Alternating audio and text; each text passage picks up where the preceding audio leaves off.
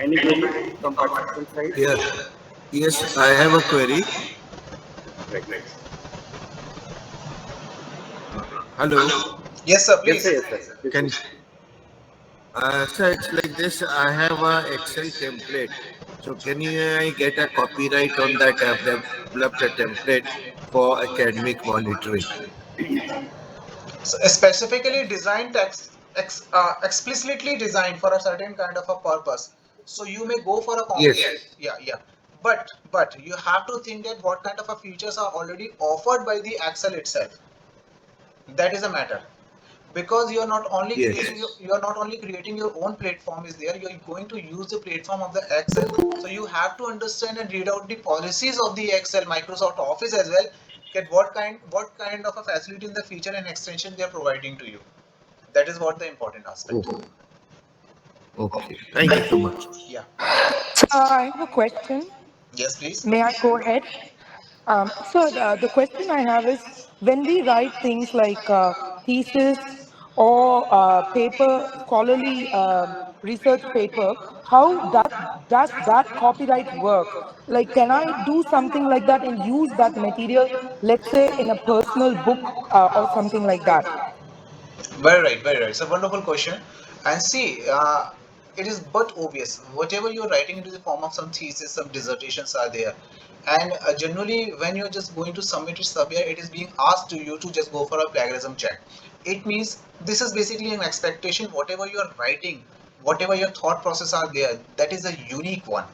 And once you have a unique idea that it has been accepted by some university and recognized by somewhere, it means now you have a complete opportunity to get it published after first fulfilling your requirement of your degree, where for what purpose you are just doing it, whether it is a thesis or dissertation. After fulfilling that particular requirement, this is absolutely your article, your data.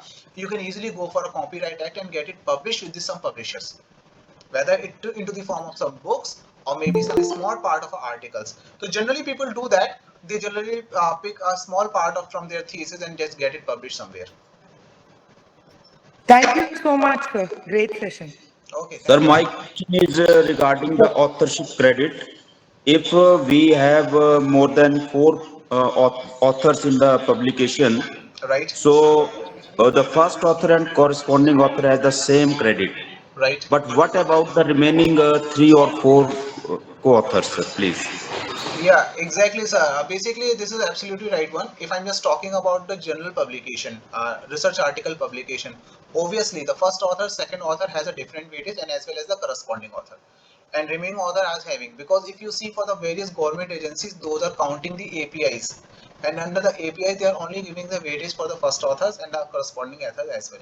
We understand that. But as far as we are talking about the intellectual property right, so when you're just putting intellectual property right has basically two persons simultaneously. One is the applicant and another one is a innovator. So innovator can be an applicant, and applicant is basically a person who is absolutely responsible for all kind of a legal obligations. So specifically talking about the intellectual property right, the intellectual property have two criteria, whether it is applicant or innovator. All applicants have same weightage, all innovator has same weightage. So this is a mutual collaboration and understanding, because intellectual property rights is going to provide you a commercial benefits, and this is a mutual understanding that what they are going to get the benefit on the basis of that. But specifically for the publication, different agencies have put their different APIs, and obviously they are having a weightage.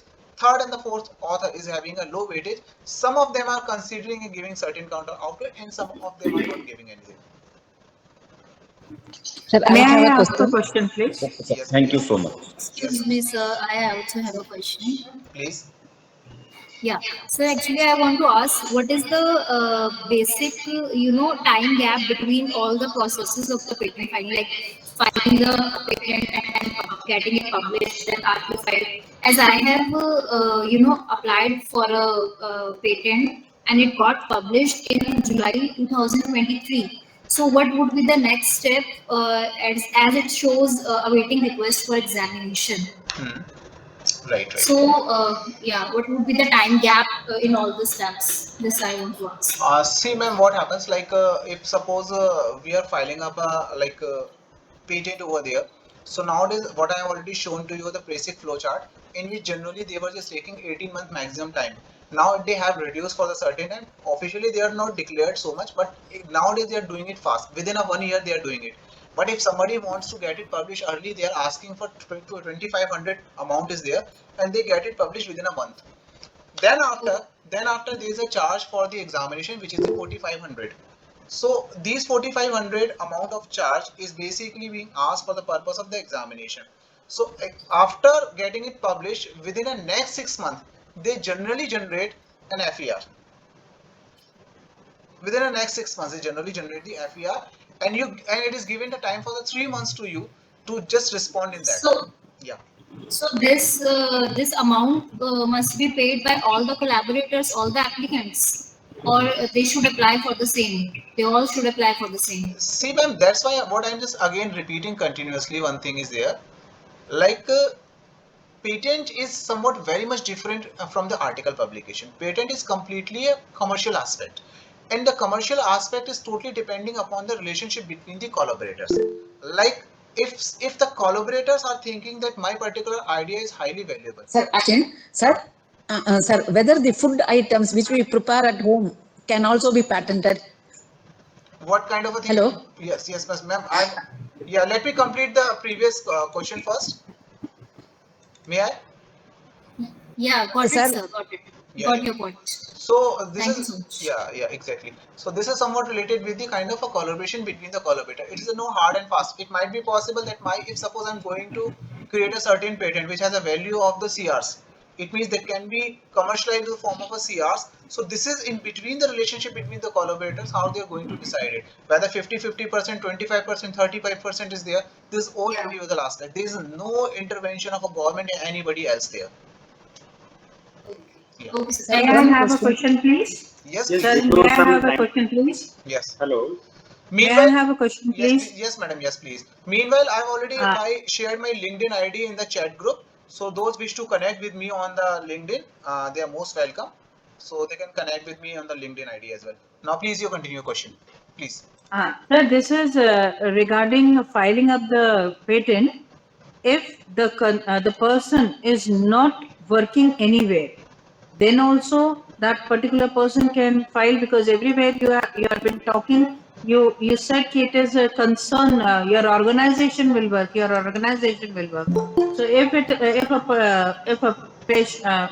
if I am patenting for something, filing for a patent, may I do it individually without any organization? Very nice, ma'am. This is a very wonderful question. Generally, people really confused about that. See, once you are working in an organization and you are filing your patent individually, okay, then you are the whole sole responsible for your patent. And believe it, for the various government organization and the inspection agency will not provide any benefit to the university or institution anymore. It means until and unless you make your university or college as a co-applicant with you, they will not the benefit. But so this is again coming that if you are thinking that particular your idea is highly valuable and it can be commercialized in a good way, so what is the chance if you are making your university as a collaborator, co-applicant, you need to talk to your university or institution to initial uh, making a signing of a bond or making a certain kind of a relationship there, so that when it will be granted and commercialized, there should be a proper relationship. And generally universities are having a policies for that. But if you're filing it individually, it is your one and you can commercialize in your way. There is a no one else can put into their any intervention into it. Okay, Sir, means individual person can also Yes. put up their file for the patents. Right, yes, they can easily. And that's if you think that it is gonna to make a wonderful changes. So obviously one should go for individually. But if they are thinking that university institutions are looking something as an output from me in the terms of innovation, so we have to make them co-applicant, then only they get the benefit in the MOE, Ministry of Education. Otherwise, your individual patent is not going to give any benefit to them. Okay, means what I get from you is एक हम अपना university को patent के साथ MOU बनाए, and then I file for the patent, then only the university will be getting benefits. Yes, ma'am. Other, Reason otherwise, even Even if I am working in a university, then also I can file a self patent, Individual. which is a individual patent. Okay. You can Then file. the university will not University will not get any benefit of it. having any benefit. In, Yeah. Okay. Okay, Sharing in, my other in each questions, sir. participants region, can Thank you so put much. their queries A very by informative. other mode of media. Okay. sir, in each region, there will be some food which is very specialized. Whether those food can be patented. Pardon, I could not be able to listen to your question. Please repeat. Sir, Food. sir, in certain region, certain food will be very popular, and whether we can patent that food, Yeah. food which is Yeah, it is in possible. certain region, a certain food will be very popular. That popular food can be patented. Right. Yeah, it is possible. Like different kind of a banana chips are already basically marked into the category of the geographical indicators. That has come already, but it should be unique and the very specific one. So that comes into the geographical indicators, because specifically for the purpose of the food, there is no specific category, but they can come into the category of the geographical indicators. Okay, sir. Thank you. Thank you. Like banana chips are special. Okay. Banana chips are special somewhere that can be utilized. Yeah, Okay. this Okay, is sir. Yes. Okay. Yes. Other participants can put their queries by another media mode of media provided by speaker itself. Okay. Thank you so much, sir. I have already given my LinkedIn ID to on this platform, so it is already Yes. pinned one. So and it is also available on the screen. You can easily find out me on the LinkedIn, Dr. Pankaj Kumar Goswami. You can directly message to me as well. Yes, it is there. You can directly message me as well, and I shall be happy to resolve your questions as per my best of my possibilities over there. So thank you so much. Please. Okay. Okay. Thank you so much, sir, for sparing your valuable time for us. And the session was very interesting, very interactive session, sir. Thank you very much. Yeah, although I tried to make the people aware about that so they can start thinking on that. But if something is missed, and in near future I shall be available to make you comfortable with that. Thank you. Thank you, sir. Thank you. Thank you. Okay, sir. I would like to thank all the participants for the patient listening and active participation in this FDP. Further, I would like to request all the participants to fill the feedback form on daily basis. Our next session will be held tomorrow at the same time at evening 7 p.m. sharp. So all the participants are requested to be on time for joining. Once again, thank you all. We will meet you tomorrow evening. Thank you. Thank you all. Thank you, sir. Thank you.